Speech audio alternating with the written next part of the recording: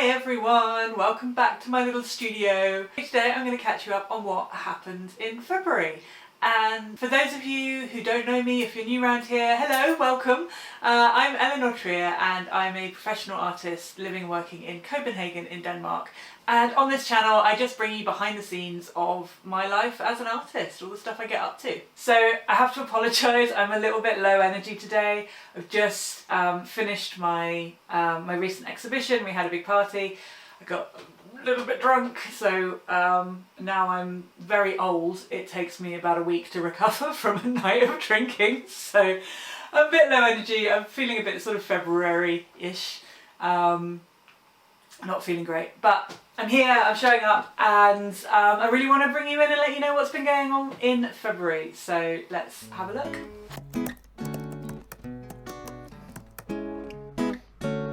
Last month, if you haven't seen January Studio Diary, I'll pop a link to it up in the corner.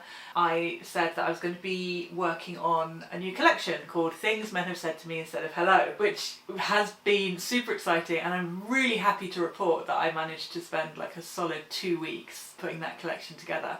It's been amazing. I've got 3 pieces finished and then 2 more which are sort of about halfway through. And then I have a handful more that I haven't started yet. But I'm off to a really great start, and I think the benefit of having like some concentrated time at the beginning of a project means that I can get like fully immersed in it. It takes a little bit of a time to build up that momentum, and now I'm in it, now I kind of know where I'm going. It's much easier to kind of do other stuff, keep the business running, but also kind of come back and making sure that I'm kind of shuffling forward a bit more on that project. So that's been absolutely fantastic.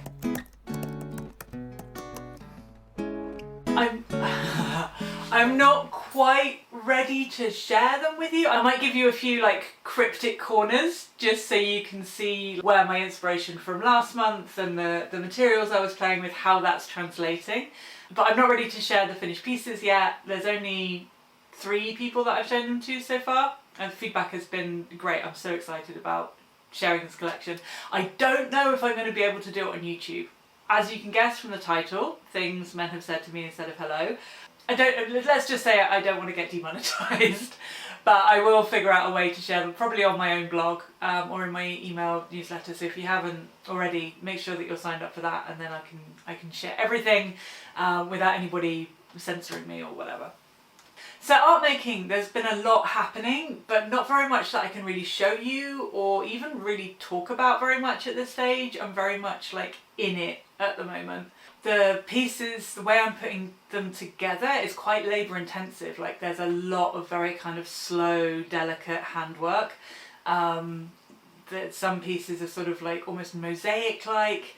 And so the whole process has been not that it's more involved than I expected, it's just that each piece takes a long time to produce in the way that just straight up painting isn't. So it will take me sort of a long time just to actually build up the pieces. At some point in the next month or 2 I'll have a complete collection, and then I'll be ready to kind of bring it out and share it with the world. I think I've got an exhibition lined up where I can show this particular set of work later in the year, but of course I'll keep you posted on that.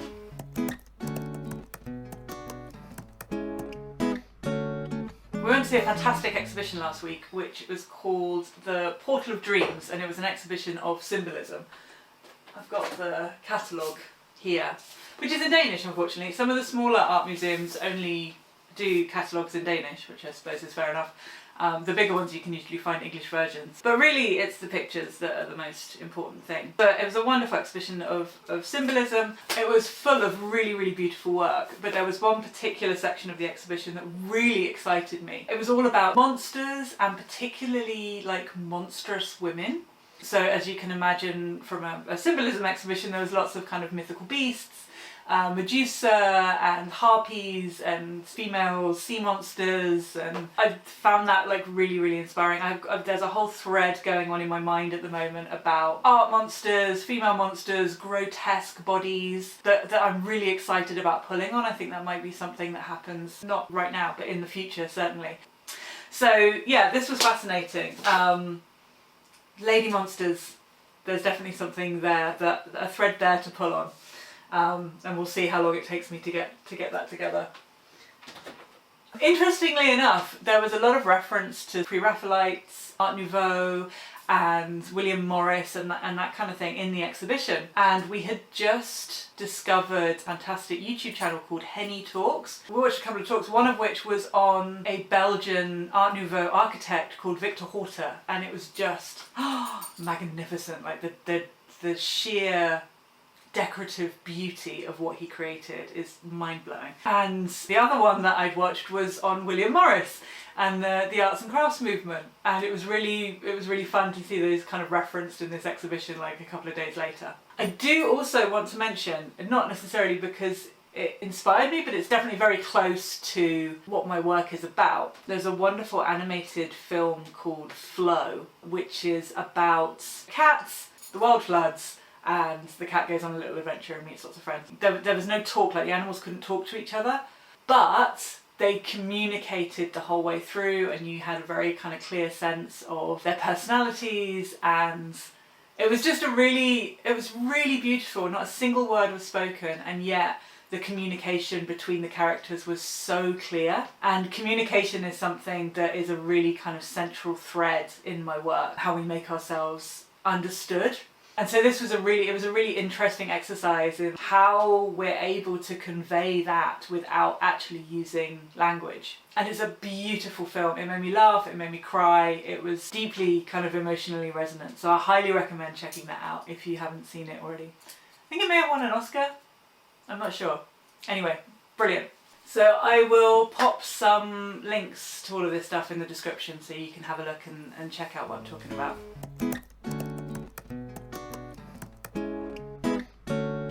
Business-wise, I mentioned in last month's video that I was launching my Je suis Wibbly Wobbly collection. So I managed to get that launched, and the response to that collection has just been so heartwarming. I've always said, like, the people who get my work, like, they just really get it, and it's glorious.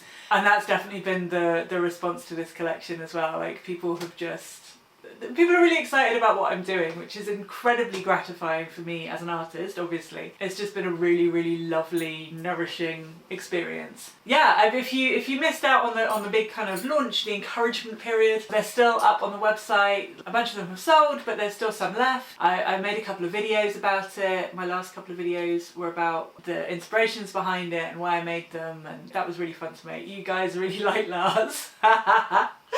My husband Lars interviewed me for one of the videos, and that was popular. He was very gratified with the comments. So you can go to my website, you can check that out. If you're interested in finding out more about the collection, I shall put links, the little card thing up with those videos so you can have a look. What else has been going on? Oh yes, the exhibition at Ex Libris, which is now over. We had a wonderful finissage. Had a bunch of people come, we had a cracking party. We then, because it was so close to our house, we then brought a bunch of people home for after party and had margaritas. And the opening of an exhibition is always fun, like the opening event, it's full of excitement and potential and yeah, lots of good stuff. It's a bit fraught, but having a closing event, a finissage, it felt like a celebration of what had happened, and I felt a lot more relaxed. Some friends of ours came over all the way from Amsterdam, which is, I think they've come over for every single one of my exhibitions, which is just, there's something about that makes you feel so loved, you know? When your friends show up for your art. And we had some people come in off the street, which was great. I got to meet a bunch of new people, make some new friends, hear the responses to my work. One of the pieces that I had exhibited was one that I actually finished on this channel. It's called A Quiet Night In. And it's a big fat lady just reclining in this lush field of flowers on this couch. And it's the first time that she's sort of been out of the house and had a chance to kind of show herself off. And several people told me that she was their favourite one of the whole exhibition. Like she looked great, like holding court, and lovely to see like the gallery lights on her and things as well. So that was really fun. We had a lovely time, and really nice thing is that a bunch of my Little Wobbles, like my teeny tiny cat paintings, that I usually only offer kind of just before Christmas. They're sort of highly giftable, easy access, brilliant way to own original art for a much lower cost than the rest of my pieces. videos. The guy who runs Ex Libris has just fallen in love with them, and he wants to keep them up as a sort of a semi-permanent installation. So they'll be there at Ex Libris. If you're in the Copenhagen area, you can come down, you can see them in the flesh, take them home with you if you want to, and they'll just be there brightening up the place, and that's really lovely. And again, it's just wonderful to have such a positive reaction to work that I've kind of beavered away on at home by myself in the studio for such a long time. It's been a really lovely experience. Of course, as I mentioned last month, I think I've recorded bits of the whole process of like setting the exhibition up and getting everything ready and a little bit of the party. So I'll put all that together in a nice video, and I'll share that at some point in the next month or two, so you can see the whole kind of behind the scenes process. Another really exciting thing that's been happening this month is I've been reaching out to potential guests for the second season of the podcast. So if you don't know, I started a podcast last year, and I started off with just 6 guests and released the episodes once every month, and did a video version for the first couple. I also kind of drew the guest as we were going along, and it was fabulous. The conversations were amazing, but I think I just made the whole endeavour just really overcomplicated, and it was a bit exhausting. I was very glad I had only committed to 1 per month. Season 2 is going to be launching sort of end of May, beginning of June time. It's going to be audio only this time round, and I'm going to be able to release the episodes weekly in audio, and that should make the workload much lighter for me, but it still means I get to have these amazing conversations with these amazing people and share them with you. So far I've got some fantastic artists. If you're YouTube fans, you might know Orla Stevens, who's a Scottish landscape painter, Roxy van Bemmel, she's a Dutch painter, Amy McNee, who is a writer and an author. She is inspired to write on Instagram. I think she does these amazing creative pep talks for creative people. She's just published a book about creativity, and she's an author. She's done some fiction as well. Who else have we got? The brilliant Tara Lever. She's based in Cornwall. She's another abstract landscape. Her work is all about water and the sea, and I can't remember off the top of my head. We've got some amazing guests. Victoria Fry, who runs the Visionary Art Collective and New Visionary magazine, which is based out of New York. It's a cracking lineup. I'm like thrilled to bits that all these amazing people want to talk to me. So that's going to be really cool, and I'm really looking forward to those conversations. Sorry, my voice is going a bit throaty. Sorry about that. Yeah, it's going to be absolutely cracking. I can't wait to share them all with you.